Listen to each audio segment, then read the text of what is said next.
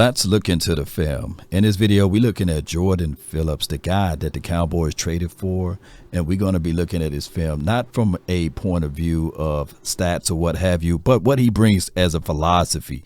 Here he is lined up out wide, and he's going to twist inside and get a sack on the Cowboys quarterback here. And he's able to squeeze knife inside and put the quarterback down on his back. Now, he is not just a one-tech guy. He plays primarily three-tech, and he can play him pretty much anywhere inside that line. Now, what he brings to the table is the ability to plug lanes. Now, he's 6'6.5". He's 335 to 340 pounds, and we need this type of impact inside because ultimately this right here, the team that he's going to play for, the Dallas Cowboys, by far is probably one of the best coordinators he will be under, and that is Mike Zim. He will utilize and use him in a way whereas you can see him right here. He will be able to be a guy that can clog the inside. You got to understand that running inside B gap or A gap, we need that guy to be in there. And now you bring in a guy that's 335 to 40 pounds, you can have your linebackers to fit and feel. And not just that, he can get off of his blocks and then he can make tackles. This is one of the solo tackles that he had, of course, assisted that he had in this particular game. And we're looking for someone that can clog these things up. Pay attention to this right here. I'm not asking Jordan Phillips to be a 60 snap guy. I'm not asking him to be a 50 or 40. He's going to be a rotational situation, and he can play on even or odd fronts. And this would be a situation that the Cowboys really need to help clog running lanes, and on top of that, to get the respect on the defense up front. The game is won and lost down in the trenches. You need a guy that can clog up some lanes and get in the way.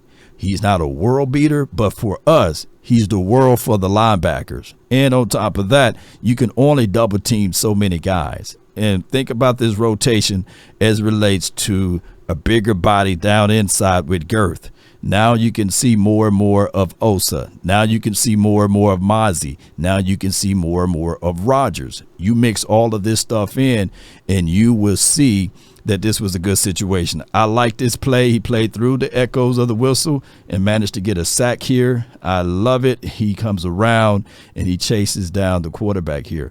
Those are things that I look for out of my big boys.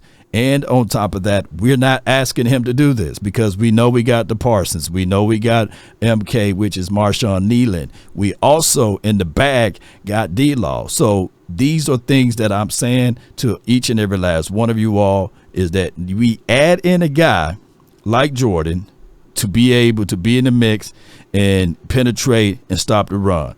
Any run that comes through A gap or B gap when he's in the field, it would be a situation whereas you got to fight through this 335 to 40 pound guy who's towering over 6'6" here. So that's what we're looking for. And look, this is a good rep right here. You seeing the hands inside. His get off is there. And sometimes when you get those shoulders turned, hey, get off of it, disengage, keep your head high, eyes down the field, and get there in pursuit to make the tackle. Swivel and get around and make plays. And that's what we were able to see. And this play right here, come on, Dak, come on. And, of course, this is a situation whereas we got these star-studded offensive linemen here. Of course, we already know Tyler Smith, he's no one to sneeze at. And then at the time, we had Tyron Smith, both of those Smith boys, and they had to get creative to get them out there. And what they did was, hey, got them out in space, lined out wide, and able to twist and squeeze inside and push the quarterback off his marker. And we need that, and now we got that because it is ultimately on our side. But let's look at this too, because at the end of the day, we can replicate this. We definitely can. This guy right here is Von Miller, right? So that could be Michael Parsons, right? You see what I'm saying? Now you see where I'm going. Yes, we'll be able to replicate that. Yeah, that bend and get off the edge. And if he wasn't there, 40 would have been there. So the same thing could be said with us now.